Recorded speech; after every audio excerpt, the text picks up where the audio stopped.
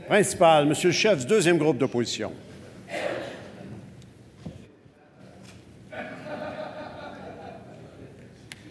Comme je l'ai dit lors du congrès de la CAQ le mois dernier, on travaille depuis plus d'1 an sur le projet d'une baie James du 21e siècle. Donc, on a embauché des experts pour analyser les coûts éventuels d'un grand barrage, les coûts, les prix qui sont payés aussi en électricité chez nos voisins, les coûts pour transporter cette électricité, faire des lignes de transport.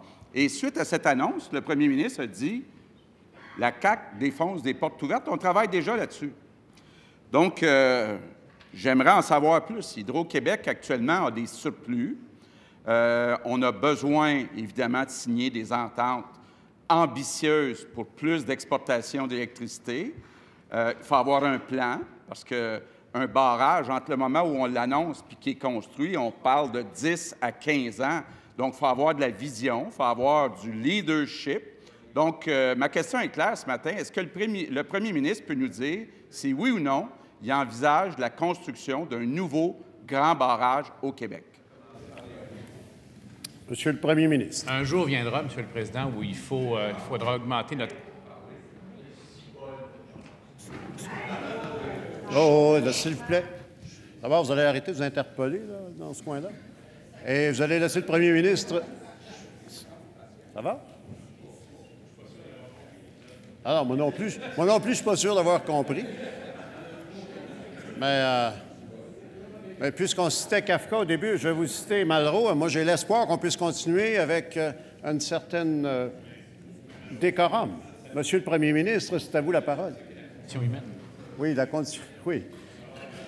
Alors, Monsieur le premier ministre. Oui, Monsieur le Président, j'avais commencé à dire que un jour viendra probablement, ou presque certainement, où il faudra augmenter notre puissance installée, qui est de près de 40 000 MW, environ 37 000 MW actuellement, et notamment par la construction de grandes installations hydroélectriques. Mais on n'en est pas là maintenant. Oui, il faut prévoir d'avance, parce que ça peut prendre quelques années avant que ce moment arrive. Surtout qu'on a actuellement des surplus, ou j'aime mieux dire de l'énergie disponible pour soit attirer des entreprises, soit exporter auprès de nos voisins, ce qu'on fait en passant, qui font en sorte que, comme le disait le PDG d'Hydro-Québec, et je pense qu'il va être d'accord avec lui, à moins qu'il ne soit pas d'accord, il pourra le dire, produire de l'électricité qu'on ne vend pas, ce n'est pas une trop bonne idée. Soit qu'on ne la vend pas sur notre marché intérieur, soit qu'on ne l'exporte pas, soit qu'on n'a pas des projets pour cette énergie supplémentaire. Il y a actuellement assez d'énergie pour accueillir toutes les entreprises au Québec qui ont besoin de conditions particulières pour leur consommation d'électricité. Il y a assez d'énergie pour satisfaire aux besoins de tous nos voisins géographiques, y compris ceux qui sont les plus populeux dans le nord-est des États-Unis d'Amérique. Alors, c'est une très bonne nouvelle. Cependant, il faut qu'il considère également, il fera ce travail, puisqu'il a dit qu'il le faisait, les prix à l'exportation ne sont plus ce qu'ils étaient. Il y a une concurrence énorme maintenant aux États-Unis des autres sources renouvelables, notamment l'éolien et le solaire, qui ont fait en sorte qu'on assiste actuellement à une baisse très importante des prix obtenus lors des contrats d'exportation, ce qui nous a amené, bien sûr, à continuer d'exporter, mais à utiliser encore plus l'hydroélectricité du Québec comme avantage économique pour attirer les entreprises chez nous, comme Amazon Web Services, qui hier s'installe à Montréal et explique que la raison principale de sa présence à Montréal, c'est l'accès à l'hydroélectricité du Québec. Alors, il y a plusieurs façons d'utiliser notre grande richesse collective. Première complémentaire, M. le chef du deuxième groupe d'opposition. Les Québécois viennent de voir là, aucune vision, aucun leadership, aucune implication, aucune détermination. Le premier ministre, comme d'habitude, est vague, est flou, il nous dit « On va presque certainement avoir un nouveau barrage, mais on n'est pas rendu là. » Est-ce qu'il peut nous dire, là, actuellement, il travaille sur des ententes d'exportation d'électricité avec qui? C'est quoi son échéance? Monsieur le premier ministre. Monsieur le Président, je ne peux pas croire qu'un ancien chef d'entreprise va vouloir avoir une discussion publique sur les stratégies de négociation d'exportation du Québec. Franchement, c'est presque risible, là.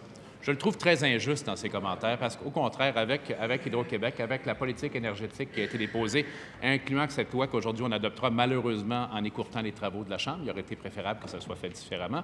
Avec tout ça, on montre au contraire beaucoup de leadership, beaucoup de vision. Nous, on a une vision sur la transition énergétique du Québec. C'est quoi sa vision à la CAQ? Il n'y en a pas de vision. Ça va dépendre des titres du journal du matin. C'est ça la vision de la CAQ. C'est l'ajustement quotidien aux manchettes. On les lance en l'air, puis on regarde laquelle qui tombe devant nous, puis c'est celle-là qu'on prend aujourd'hui. C'est pas la politique que je veux faire. Deuxième complémentaire, M. le chef du deuxième groupe d'opposition.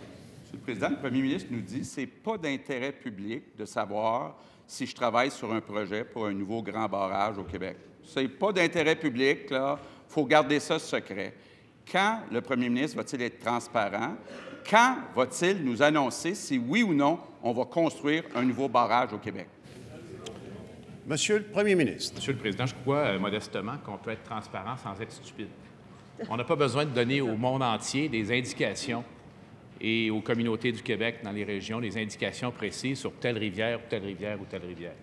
On n'en est pas là aujourd'hui. On est également actuellement à bâtir l'utilisation de cette énergie disponible pour, bien sûr, encore une fois, attirer et retenir les entreprises chez nous, exporter chez nos voisins. Je l'invite la semaine prochaine, s'il est disponible, je vais signer un contrat d'exportation à long terme. Alors, je l'invite à être présent avec nous. Et il y a d'autres, comme il le sait, il y a d'autres conversations, des appels d'offres en cours avec la Nouvelle-Angleterre. D'ailleurs, je l'invite à lire les déclarations récentes du PDG d'Hydro-Québec, fort compétent d'ailleurs, de même que son équipe.